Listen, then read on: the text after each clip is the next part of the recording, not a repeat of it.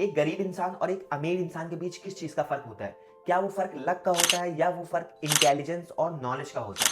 अमीर और गरीब के बीच में जो फर्क होता है वो होता है पैसे की समझ का फर्क, जिसकी समझ लोगों के अंदर बहुत ज्यादा कम है। 2025 आ चुका है और इस साल हमें कुछ ऐसा करना है कि जो पैसों की प्रॉब्लम्स है वो टोटली सॉर्ट हो जाए। फिर से आपको 2025 के एंड में ऐसी सेम वीडियो ना देखना पड़े, इसलिए इस वीडियो को पूरा एंड तक जरूर देख लेना। इस वीडियो के अंदर आप ऐसे 5 मनी रूल्स जानने वाले हो जिसके ऊपर अगर आपने इंप्लीमेंट कर लिया तो आपका जो 2025 है वो आपका बेस्ट फाइनेंशियल ईयर बन जाएगा। तो सबसे पहले मैं आपको एक चीज बताना चाहूंगा कि बहुत सारे लोग मेरे कमेंट में आकर मुझे ये बोलते हैं कि भाई पहले खुद कमा ले फिर दूसरे को ज्ञान देना। तो उनको मैं ये बता दूं कि 2024 के अंदर 8 लाख से ज्यादा की इनकम को जनरेट किया है, वो भी सिर्फ फोन का यूज करके, और 50 से ज्यादा ऐसे स्टूडेंट को हेल्प किया है उनका पहला 50,000 से लेकर 1 लाख कमाने में, जिसकी वजह से मुझे ये अवार्ड मिला है। तो चलिए आप शुरू करते हैं। तो चलिए शुरू करते हैं। Rule number 1, assets feed you but liabilities eat you. Assets वो होता है जो आपको धीरे धीरे अमीर बनाता है, बट लायबिलिटीज वो होता है जो आपको बहुत तेजी से गरीब बनाता है। अभी कुछ ही दिन पहले मैं अपनी टीम की मीटिंग ले रहा था और उसके अंदर मैंने एक क्वेश्चन पूछा सबसे कि आपका 2025 का गोल क्या है। तो उनमें से एक बंदे ने मुझे जवाब दिया कि सर मुझे 2025 के अंदर 20 लाख रुपए कमाने हैं और उससे मुझे एक बाइक लेनी है। मैं तुरंत शॉक हो गया कि बाइक लेनी है, मतलब कि तुम इतना मेहनत करके 20 लाख रुपए कमाओगे और उससे तुम बाइक ले लोगे? तो उसने बोला हाँ। तो मैंने उससे एक सवाल किया कि मुझे ये बताओ कि जब तुम बाइक ले लोगे तो उसका प्राइस बढ़ेगा या घटेगा? तो उसने बोला सर जाहिर सी बात है कि उसका प्राइस घटेगा। तो मैंने कहा चलो ठीक है। फिर मैंने उसको एक खुद का एग्जांपल दिया कि अगस्त के अंदर 65,000 का मैंने गोल्ड परचेज किया था, आज उसका प्राइस 95,000 है। तो मुझे ये बताओ कि जो अगस्त के अंदर मैंने गोल्ड लिया था उसका प्राइस बढ़ा या घटा? तो उसने बोला कि जाहिर सी बात है कि उसका प्राइस बढ़ा। तो उसको मैंने बोला कि बस ये रूल समझ लो कि अगर तुम कोई महंगी चीज खरीद रहे हो जिसका प्राइस बढ़ रहा है तो इसका मतलब है कि वो एक एसेट है, और वही अगर तुम एक महंगी चीज खरीद रहे हो जिसका प्राइस खरीदने के बाद घट जा रहा है तो वो आपकी एक लायबिलिटी है। तो यही होता है एसेट और लायबिलिटीज के बीच में फर्क। और जो अमीर लोग होते हैं वो एसेट्स के अंदर अपना पैसा इन्वेस्ट करते हैं और लायबिलिटीज से वो बहुत ज्यादा दूर रहते हैं। तो यही सेम रूल आपको भी अप्लाई करना है 2025 के अंदर, जो था हमारा रूल नंबर 1।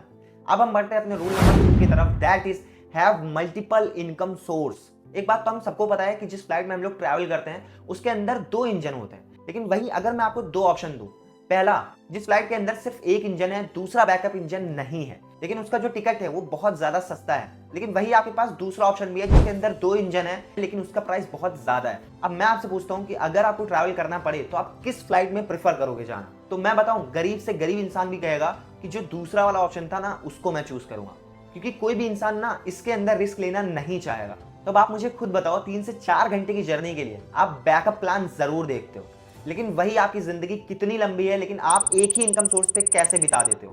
अभी कोविड आया था, उसके अंदर हमने देखा जो जॉब करता था जिसका सिर्फ एक ही इनकम सोर्स था उसको भूखे भी रहना पड़ गया होगा।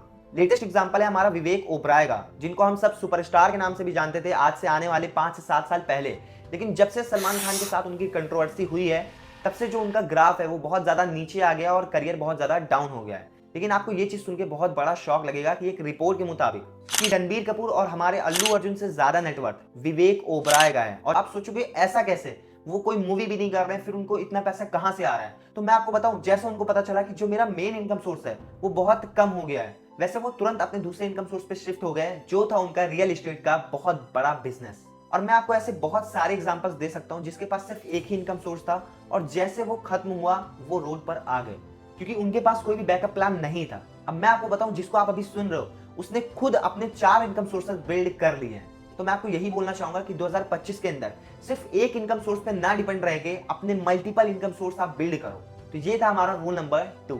अब हम बात कर लेते हैं रूल नंबर 3 के बारे में, that is always avoid quick money schemes.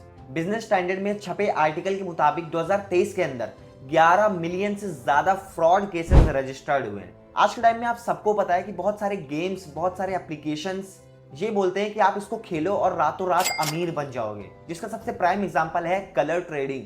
Colour trading के अंदर क्या होता है, कलर सेलेक्ट करना होता है कि अगर ये कलर आ गया तो हमारा पैसा डबल हो जाएगा, और अगर ये कलर नहीं आया तो आपका पैसा पूरा लॉस हो जाएगा। और इसके पीछे पूरा यूथ पागल हुआ पड़ा है, लेकिन लोगों को क्या है, उनको तो जल्दी पैसा चाहिए। एक बार मेरे माइंड में भी आया कि लाओ एक बार इसको ट्राई करते हैं, लेकिन मुझे अपने पापा की कही हुई एक बात जरूर याद है कि देखो क्या पैसा कमाना और कमाते रहने में जमीन और आसमान का फर्क हो जाता है।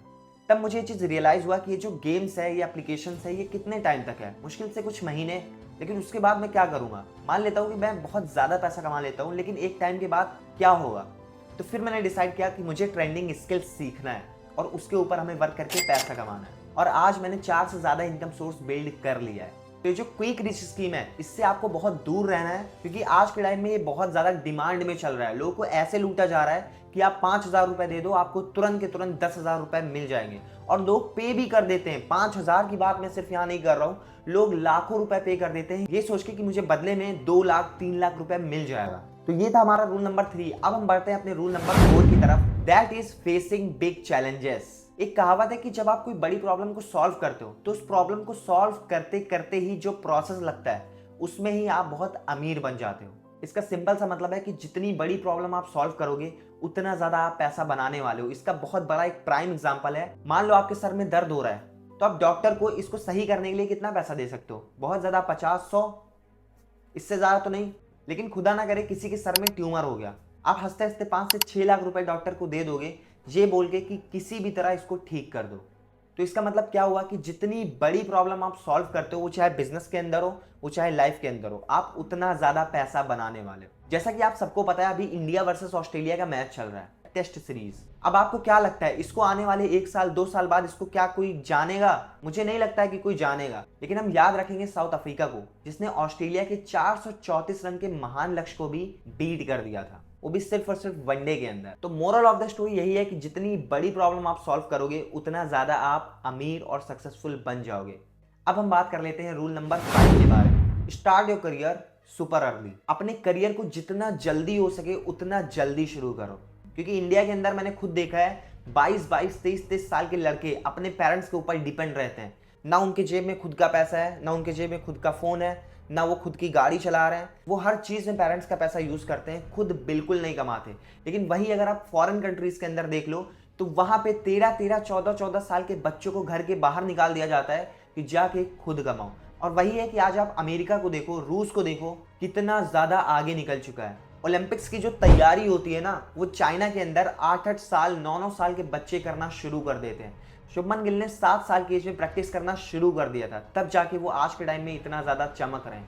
यशस्वी जायसवाल ने 11 साल की एज में क्रिकेट खेलना शुरू कर दिया था, प्रैक्टिस करना शुरू कर दिया था, तब जाके आज वो इतना बढ़िया परफॉर्म कर पा रहे हैं। वही अगर हम बात करें वॉरेन बफेट के बारे में, तो 11 साल की एज में उन्होंने इन्वेस्टिंग करना शुरू कर दिया था। और एक इंटरव्यू में उन्होंने ये भी बोला कि मैं बहुत ज्यादा लेट हो गया था। तो अगर आप एक टीनेजर हो, आपकी एज 15-16 है, तो ये बेस्ट टाइम है स्टार्ट करने का, क्योंकि एक बड़ा बिजनेस या कोई बड़ा काम करने के अंदर कम से कम 5 से 7 साल लगते ही लगते हैं। तो ये थे हमारे 5 रूल्स। अगर आप 2025 में इसको इंप्लीमेंट करते हो तो 2025 आपका बेस्ट फाइनेंशियल ईयर बन सकता है।